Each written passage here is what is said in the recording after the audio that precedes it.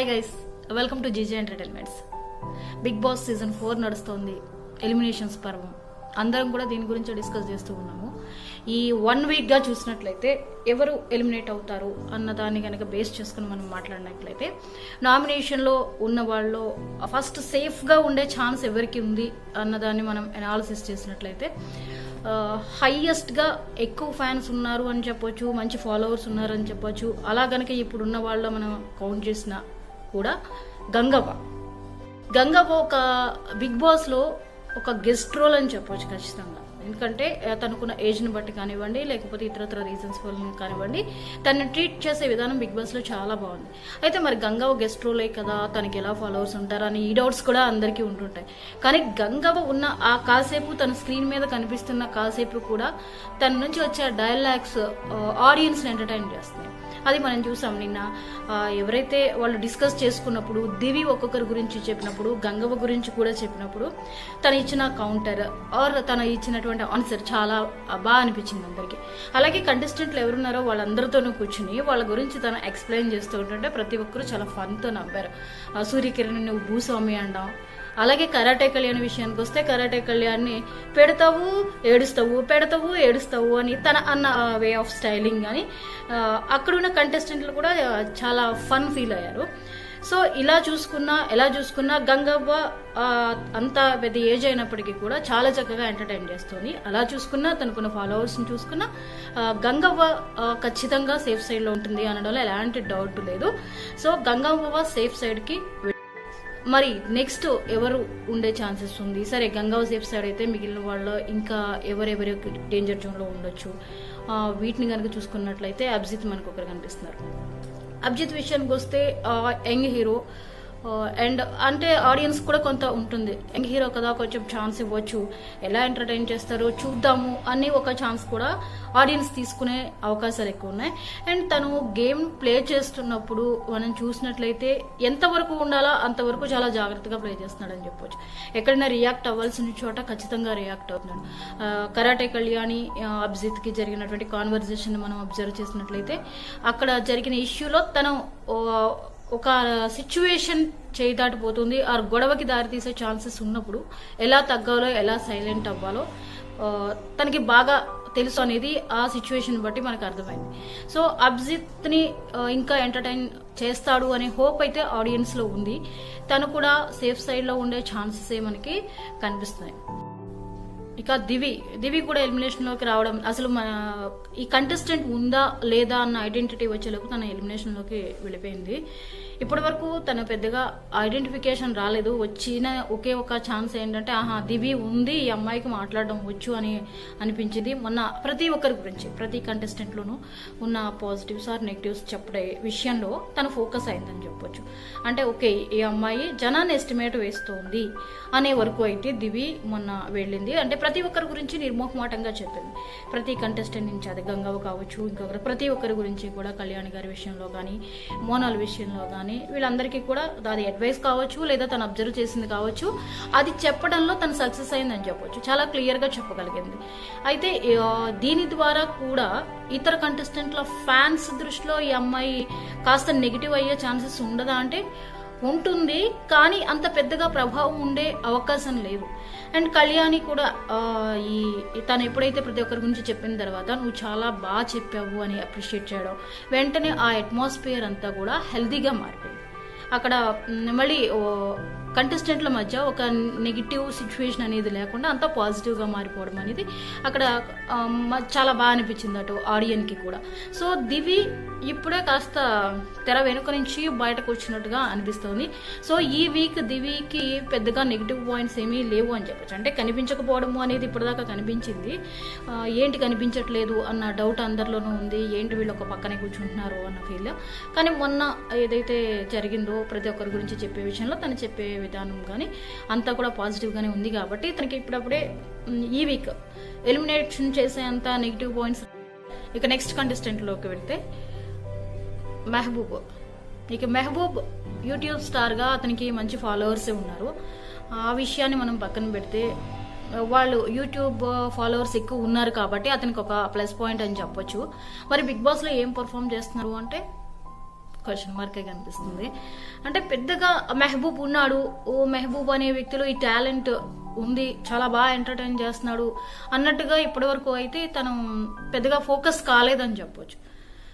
దాంతో ఏంటంటే అతనికి కొంత ఏమన్నా ఓటింగ్ శాతంలో డిఫరెన్స్ ఉండొచ్చేమో కానీ ఇప్పుడే డేంజర్ జోన్లోకి వెళ్లే ఛాన్సెస్ తక్కువ. ఎందుకంటే యూట్యూబర్స్ మంచి ఫాలోవర్స్ ఉన్నారు కాబట్టి తను సేఫ్ సైడ్ ఉండే ఛాన్సెస్ బాగా అనిపిస్తున్నాయి.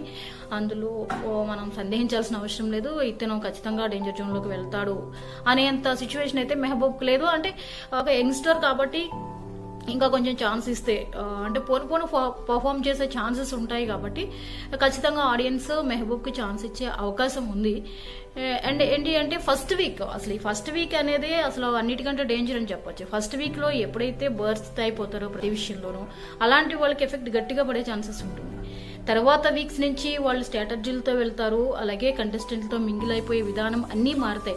కానీ ఫస్ట్ వీకే వెరీ వెరీ డేంజర్. వాళ్ళు ఎంత టాలెంటెడ్ అయినా కానీ ఈ 1 వీక్లో వాళ్ళ బిహేవియరే ఎక్కువ ఓటింగ్ మీద ప్రభావం చూపుతూ ఉంటుంది. ఎలిమినేట్ అయిపోవడానికి వాళ్ళ బిహేవియర్ చాలా ఇక్కడ ఇంపార్టెన్స్ చేకూరుతుంది అన్నమాట. సో వాళ్ళ వ్యక్తిత్వానికి కానీ లేదా వాళ్ళ ప్రదర్శనలకు కానీ వాళ్ళు మాట్లాడే విధానానికి కానీ దీన్ని ఎక్కువగా అబ్జర్వ్ చేస్తారు ఆడియన్స్. సో మెహబూబ్కి అంత కాంట్రవర్షియల్ ఇష్యూస్ ఏమీ లేవు కాబట్టి మోస్ట్లీ తను సేఫ్ సైడ్ ఉండే అవకాశం ఎక్కువగా కనిపిస్తుంది మనకి. మరో కంటెస్టెంట్ అఖిల్. ఇక అఖిల్ విషయానికి వస్తే అఖిల్ని ఫస్ట్ నుంచి కూడా కంటెస్టెంట్లు ట్రీట్ చేసిన విధానం, తను కలిసిపోయిన విధానం అంతా బాగానే ఉంది. ఎప్పుడైతే బిగ్ బాస్ కట్టప్ప ఉన్నాడు అని చెప్పేసి 14 మెంబర్స్లో అన్నప్పటి నుంచి కూడా ఎందుకో కంటెస్టెంట్ల అందరి దృష్టి కూడా అఖిల్ మీదకి ఎక్కువ వెళ్ళింది. ఎందుకంటే వాళ్ళు రాసిన పేర్లలో అఖిల్ని పేరుని చూస్ చేసుకున్న వాళ్ళ సంఖ్య కూడా మనకి ఎక్కువగా కనిపించింది అందులో. అయితే మరో విషయం ఏంటంటే అరియానా గ్లోరీ లోపలికి వచ్చిన తర్వాత అక్కడ జరిగిన కొన్ని సిచ్యువేషన్స్ కనుక మనం చూసినట్లయితే అరియానా గ్లోరీకి తినిపించడము, అక్కడ జరిగినటువంటి కొన్ని సంఘటనలు, తర్వాత నోయల్ వీళ్ళందరూ కూడా డిస్కస్ చేసుకోవడం, ఇదంతా చూసినట్లయితే కొంత Akhil confused and mixed thoughts ఉన్నట్టుగా అనిపిస్తూ ఉంది. ఒక పర్ఫార్మెన్స్ అందరితోనూ కలిసిపోతున్నాడు, అంతవరకు ఓకే. కానీ ఈ కట్టప్ప అనే ఇష్యూని మరి అఖిల్ని ఎటువైపు తీసుకెళ్తుంది అనేది అయితే next contestant Jordar Sujatha entry నుంచి కూడా తన వే ఒకటి వేసుకుంది అని చెప్పొచ్చు. ఆడియన్స్ కనిపించడంలో కానీ, ఏదైనా స్పీడ్గా పార్టిసిపేషన్ విషయంలో కానీ, ఒపీనియన్ చెప్పడంలో కానీ ఆ అమ్మాయి ఏం వెనక్కి తగ్గట్లేదు అండ్ హెసిటేట్ అవుతున్న సిచ్యువేషన్స్ కూడా ఏం కనిపించట్లేదు. అది ఏ విషయంలో మాట్లాడినా చకచకా మాట్లాడేస్తుంది. అండ్ కళ్యాణి అండ్ జోర్దార్ సుజాత వీళ్ళిద్దరికీ కూడా గొడవ కూడా అయింది. ఆ గొడవ విషయంలో తను ఒక క్లారిటీని కోరుకుంటుంది. ఏది జరిగినా కానీ ఒక క్లారిటీ ఇవ్వటం కానీ, క్లారిటీగా తెలుసుకోవడం కానీ, అది తన దగ్గర ఒక మంచి పాయింట్గా కనిపించింది. ప్రతి విషయంలోనూ యాక్టివ్గా ఉంటుంది అండ్ తనకి కూడా ఫాలోవర్స్ అయితే బాగానే ఉన్నారు. బట్ మరి ఈ ఇష్యూస్ జోర్దార్ సుజాత మీద ఏమైనా ప్రభావం చూపిస్తాయా అంటే చెప్పలేము. ఎందుకంటే మొన్న జరిగిన వాళ్ళిద్దరికి, కళ్యాణి గారికి తనకి జరిగిన విషయం కానీ మొత్తం ఆ రోజంతా కూడా ఒక ఓదార్పు యాత్ర మాదిరిగానే సాగిపోయింది ఆ రోజు. సో మరి ఆ విషయంలో కళ్యాణి గారి ఫ్యాన్స్ అలాంటి వాళ్ళు ఎవరైనా హర్ట్ అయ్యి ఉండి అలాంటి నెగిటివ్ పోల్స్ ఏమైనా అమ్మాయికి పడితే తను డేంజర్లో ఉండే ఛాన్సెస్ ఉంది. కానీ పర్ఫామ్ చేయగల కెపాసిటీ ఉన్న కంటెస్టెంట్గా కూడా మనం చెప్పొచ్చు. బట్ అందరూ వాళ్ళ వేలో పర్ఫామ్ చేస్తున్నప్పటికీ కూడా ఎక్కడో ఒకటి ఏదో ఒక మైనస్ పాయింట్స్ ఎవరికి అనిపిస్తాయో ఆడియన్స్ ఎక్కువగా ఎందుకు ఈ కంటెస్టెంట్ అన్న ఫీల్ ఎప్పుడైతే కలుగుతుందో ఆ ఫీల్ ఎక్కువ మంది కలిగితే ఎవరైనా వెళ్ళిపోయే అవకాశం ఉంటుంది. అయితే జోర్దార్ సుజాతకి స్టార్టింగే కాకపోతే తనకి ఈ గొడవ జరగడము అనేది కొంత నెగిటివ్ పాయింట్ అని కూడా చెప్పొచ్చు. మరి తనకి ఫాలోవర్స్ కూడా ఎక్కువే ఉన్నారు, తనకి ఫ్యాన్స్ కూడా ఎక్కువే ఉన్నారు. ఫ్యాన్స్ సేవ్ చేస్తారా లేకపోతే ఆ ఎఫెక్ట్ ఏమన్నా జోర్దార్ సుజాత మీద పడుతుందా అన్నదైతే కొంత సస్పెన్స్ అనేది చెప్పొచ్చు. బట్ సూర్యకిరణ్ విషయానికి వస్తే ఎక్కువ నెగిటివ్ పాయింట్స్ చాలా ఎక్కువగా నమోదయ్యాయి. ఫస్ట్ డే తర్వాత కొన్ని మార్పులు అనేవి జరుగుతున్నాయి కాబట్టి ఈ మార్పుల తర్వాత ఎవరైతే ఫ్యాన్స్ ఉన్నారో వాళ్ళ అభిప్రాయాలు చాలా మారొచ్చు. కానీ ఫస్ట్ డేని ఒక నెగిటివ్ ఇంప్రెషన్కి ఎక్కువగా దారితీసింది అంటే సూర్యకిరణ్ అనే చెప్పొచ్చు. ఎందుకంటే ఆ రోజు ఆయన బిహేవ్ చేసిన విధానం కానీ, మాట్లాడిన విధానం కానీ, ఆ స్పీడ్ కానీ, డామినేషన్ నేచర్ అనేది కొంచెం సూర్యకిరణ్లో ఎక్కువగా కనిపిస్తుంది హౌస్లో. సింపుల్గా మన గంగవ్వ కూడా చెప్పేసింది, భూస్వామి అంటూ చాలా సింపుల్గా చెప్పింది ఆవిడ. సో సూర్యకిరణ్ ఎలిమినేషన్ విషయంలో తను మాట్లాడిన తీరు అది కూడా జనం పెద్దగా రిసీవ్ చేసుకోలేకపోయారని చెప్పొచ్చు. ఉన్న కంటెస్టెంట్ అందరిలోనూ కూడా ఆ రోజు ఫస్ట్ డే గనక వాళ్ళ గొడవలన్నీ చూసినప్పుడు అక్కడ ఒక్కొక్క కంటెస్టెంట్ ఎలా బిహేవ్ చేస్తారు అంటే ఫస్ట్ డే కాబట్టి ప్రతి కంటెస్టెంట్ మీద ఆడియన్కి చాలా కాన్సన్ట్రేషన్ ఉంది. ఎవరు ఏంటి అనేది తెలుసుకునే ప్రయత్నంలో ఆడియన్ చాలా అలర్ట్గా ఉన్నాడని కూడా చెప్పొచ్చు. ఫస్ట్ మనం మాట్లాడే విధానము అనేది ముందే చెప్పా, ప్రతి ఆడియన్ని ఇంప్రెస్ చేసేది ఫస్ట్ వీక్లో అయితే ఎక్కువ శాతం అదే ఉంటుంది. ఎప్పుడైతే మనం మాటలు వేగంగా వెళ్ళినా, కొంత తొందరపాట్లు లాంటివి జరిగినా, గొడవలు ఎక్కువగా జరిగినా ఆ ఇంపాక్ట్ ఖచ్చితంగా ఎలిమినేషన్స్ టైంలో పడుతుంది అనడానికి డౌట్ అయితే లేదు. గత సిరీస్లో మనం చూసినప్పుడు కూడా అలాగే జరిగాయి. అధిక శాతం వాళ్ళ టాలెంట్ ఉండొచ్చు, చాలా మంచి పర్సన్స్ వ్యక్తిగతంగా అయి ఉండొచ్చు, కానీ ఆడియన్ని మెప్పించే క్రమంలో లేదా నేను బిగ్ బాస్ హౌస్లో నేను బాగా ఎలివేట్ అవ్వాలి అన్న ఆలోచనతో కానీ చిన్న నోరు జారినా ఆ ఎఫెక్ట్ గట్టిగా పడుతుంది. అది ఫస్ట్ వీక్లో వెరీ డేంజర్. తర్వాత వీక్స్లో చాలా మొత్తం వీక్ అంతా జరిగేసరికి పరిణామాలు మారుతాయి. స్టార్టింగ్లో ఆడియన్కి నచ్చాలి కంటెస్టెంట్, అది నచ్చాలి అంటే కంటెస్టెంట్ చాలా జాగ్రత్తగా వ్యవహరించాల్సి ఉంటుంది. ఫస్ట్ వీక్ మాత్రం ఈ ఫస్ట్ వీక్ చాలా కీలకం, అందులో ఎలాంటి డౌట్ లేదు.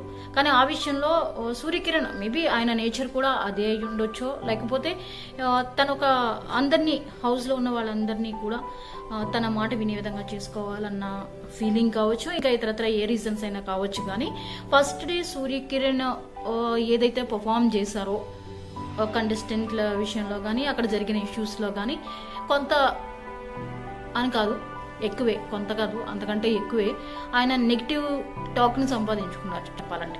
మరి ఆ ఇంపాక్ట్ కనుక గట్టిగా పడితే మాత్రం డేంజర్ జోన్లో ఉండే మొదటి వ్యక్తి సూర్యకిరణ్ కూడా కావచ్చు. ఇది అయితే మిగిలిన కంటెస్టెంట్స్ కూడా ఒకసారి చర్చించుకుందాము. అదేంటి అంటే మనకి దేవి గురించి మనం మాట్లాడుకున్నాం, చూసాం. దేవి గురించి చాలా బాగా తెలుసు. అండ్ ఒక యాంకర్గా తను ఎంత సన్నిహితమో, ప్రతి ఆడియన్కి చాలా క్లోజ్ కదా.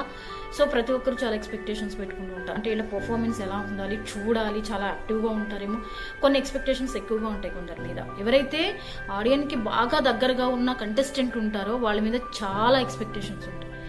కానీ ఇక్కడ చూసినట్లయితే దేవిని మనం ప్రొఫెషనల్గా చూసింది వేరు, కానీ హౌస్లో చూస్తున్నది వేరు. అసలు దేవి ఉందా అనే క్వశ్చన్ మార్క్ కూడా వచ్చిన సిచ్యువేషన్స్ మనకు కనిపిస్తున్నాయి. అయితే ఇదంతా కూడా గేమ్ ప్లాన్ ఏమో, ఇందులో కూడా డౌట్ ఏం లేదు. తను సేఫ్ గేమ్ ఆడుతున్నారు, సింపుల్గా చెప్పాలంటే సేఫ్ గేమ్ ఆడుతుండొచ్చు. ఫస్ట్ ఒక్కొక్కరిని అబ్జర్వ్ చేసుకుందాం. ఫస్ట్ మనం ఎలిమినేషన్స్లోకి వెళ్లకుండా ఎలా జాగ్రత్త పడాలి అన్న స్ట్రాటజీతో దేవి వెళ్తుందేమో అన్న డౌట్ కూడా ఉంది. కానీ దేవి ఎక్కడుంది కనిపించట్లేదు. ఎక్కడో పోతే పోని, జరిగితే జరగని, మనం సైలెంట్గా ఉంటే సరిపోతుంది కదా అని గనక ఇంకా అలాగే తను కంటిన్యూ చేసి కూర్చున్నట్లయితే మాత్రం పోను తనకి ఎఫెక్ట్ పడే ఛాన్సెస్ అయితే. ఇక అరియానా గ్లోరీ అండ్ సోహెల్ వాళ్ళు ఇద్దరు కూడా హౌస్లోకి వచ్చేసారు. వచ్చిన తర్వాత బిగ్ బాస్ ఇచ్చిన ఆదేశాలని ఫాలో అయ్యే క్రమంలో కానివ్వండి, ఈ హౌస్లో పర్ఫామ్ చేసే విధానంలో కానివ్వండి, కాస్త అత్యుత్సాహం చూపించారేమో అనిపిస్తుంది. ఇక సోహెల్ కొద్దిసేపటికి వాళ్ళతో మింగిల్ అయిపోయాడు లోపలికి వచ్చిన తర్వాత. కానీ అరియానా గ్లోరీ అన్నం తినిపించమనడం, నేను తినను తినిపించండి అనడం, ఆ అమ్మాయి బిహేవ్ చేసిన తీరు, ఎంతసేపు తను ఫోకస్ అవ్వాలనే ఆలోచనతో సరైన ప్లానింగ్తో ముందుకు వెళ్ళట్లేదేమో అనిపించింది. తను ఎప్పుడైతే కంటెస్టెంట్తో మింగిల్ అయిందో ఆ తర్వాత మొత్తం ఏదైతే అరియానా గ్లోరీని చూసింది ఎవరికి సంతృప్తికరంగా లేదు అని చెప్పొచ్చు. ఐఆమ్ బోల్డ్ అంది. కానీ ఆ అమ్మాయి ఎంత ప్రమోషన్తో వచ్చిందో, ఎంతగా తనని చక్కగా ప్రమోట్ చేసుకుంటూ ఫస్ట్ డే వచ్చిందో అంత లేదు అనిపించే పరిస్థితుల్లో మనకి అందులో కనిపిస్తుంది. మరి చూద్దాం వీళ్ళ పర్ఫార్మెన్స్ మరి తర్వాత వీక్స్లో ఎలాంటి ఎఫెక్ట్ పడుతుంది అనేది. ఇది బిగ్ బాస్ సీజన్ 4లో ఈ వీక్లో ఉన్నటువంటి వాళ్ళ పర్ఫార్మెన్స్ని బేస్ చేసుకుని ఉన్నటువంటి ఒపీనియన్. సో ఈ వీడియో మీకు నచ్చినట్లయితే లైక్ చేయండి, షేర్ చేయండి, కొత్తగా చూసేవాళ్ళు సబ్స్క్రైబ్ చేయండి.